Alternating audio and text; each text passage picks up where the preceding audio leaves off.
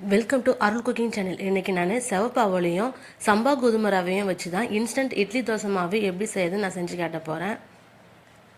1 cup செவப்பாவல், 1 cup சம்பா கோதுமை ரவை எடுத்து வச்சுருக்கேன். இதே அளவில் தயிரையும் எடுத்துக்கணும். 1 கப் தயிர். ஒயிட் ரவை எடுத்துக்கணுனாலும் எடுத்துக்கலாம். நான் சம்பா ரவை தான் எடுத்திருக்கேன். இப்போது ரெட் அவலை நல்லா கழுவி எடுத்துக்கிட்டு சம்பா ரவையும் அதில் சேர்த்துக்குங்க. கூடவே அதே அளவுக்கு தயிரையும் எடுத்துக்குங்க. தயிர் ரொம்ப புளிச்சிருக்கக்கூடாது, நார்மலாக இருந்தாலே கரெக்டாக இருக்கும். இப்போ இது மூணையுமே நல்லா கரண்டி வச்சு மிக்ஸ் பண்ணிக்கலாம். தேவையான அளவு உப்பு போட்டுக்குங்க. இது நல்லா மிக்ஸ் பண்ணிவிட்டு ஒரு 1/4 ஹவர் அப்படியே மூடி வச்சிடலாம். இதையே சிவப்பு அவலுக்கு பதிலாக ஒயிட் அவல் நார்மல் ரவை வச்சும் செய்யலாம், அதுவும் நல்லாயிருக்கும். நான் இன்றைக்கி எடுத்துருக்கிறது ரெட் கலர் அவலும் சம்பா ரவையும் தான். ஏன்னா இதில் ரெண்டுலேயுமே உப்புமா செஞ்சாலும் என் பெரிய பையன் சாப்பிட மாட்டான். எங்களுக்கு தனியாக உப்புமா செஞ்சுட்டு அவனுக்கு இட்லி தோசைன்னு தனியாக செய்கிற மாதிரி இருக்குது. அதனாலே இன்றைக்கி நான் இட்லி தோசையாக செஞ்சு சாப்பிட்டுக்கலாம், அவனும் சாப்பிட்டுப்பான்னு சொல்லிட்டு தான் இன்றைக்கி நான் இந்த மாதிரி ட்ரை பண்ணியிருக்கேன். நீங்களும் உங்கள் வீட்டில் இந்த மாதிரி பசங்க இருந்தாங்கன்னா ட்ரை பண்ணி பாருங்கள். டேஸ்ட் நல்லாயிருக்கும், உடம்புக்கும் ரொம்ப நல்லது. இப்போ இதை மிக்ஸி ஜாருக்கு மாற்றிட்டு தேவையான அளவு தண்ணி ஊற்றி எல்லாத்தையுமே அரைச்சி எடுத்துக்கலாம். அரைச்ச அவளையெல்லாம் வேறு ஒரு பாத்திரத்தில் மாற்றிக்கலாம்.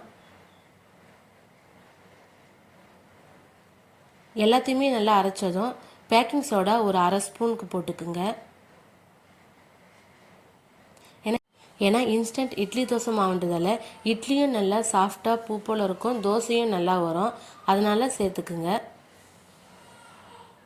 பேக்கிங் சோடாவும் போட்டு நல்லா கரண்டி வச்சு நல்லா மிக்ஸ் பண்ணிவிட்டு ஒரு 5 நிமிஷம் போல் மூடி வச்சுக்குங்க.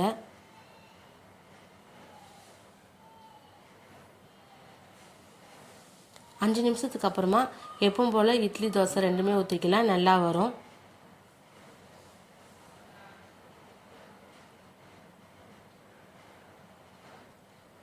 ஒரு இட்லி பாத்திரத்தில் டைரெக்டாக நீங்கள் எண்ணெய் தடவிட்டும் ஊற்றலாம், இந்த மாதிரி துணி போட்டும் ஊற்றலாம். இட்லி வேகிறதுக்கு ஒரு 1/4 ஹவர்லேருந்து 20 நிமிஷம் ஆகும். இட்லி எல்லாமே ஊற்றுனது மூடி வச்சு ஸ்டவ்வில் வச்சுக்கோங்க. 20 நிமிஷம் ஆகிடுச்சு. இப்போ இட்லி வெந்துருச்சான்னு பார்க்கலாம்.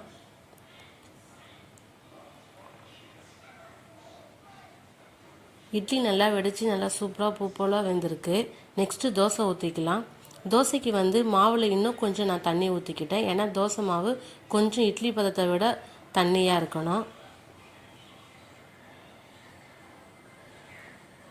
நீங்கள் நெய் அப்படி இல்லைனா எண்ணெய் ரெண்டில் எது வேணால் ஊற்றிக்கலாம். நான் எண்ணெய் தான் ஊற்றிருக்கேன்.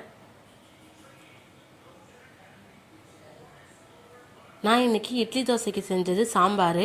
நீங்கள் சாம்பாருக்கு பதிலாக கார சட்னி, நல்லா தேங்காய் சட்னி இந்த மாதிரி வச்சு சாப்பிடும்போது காம்பினேஷன் இன்னும் நல்லாயிருக்கும்.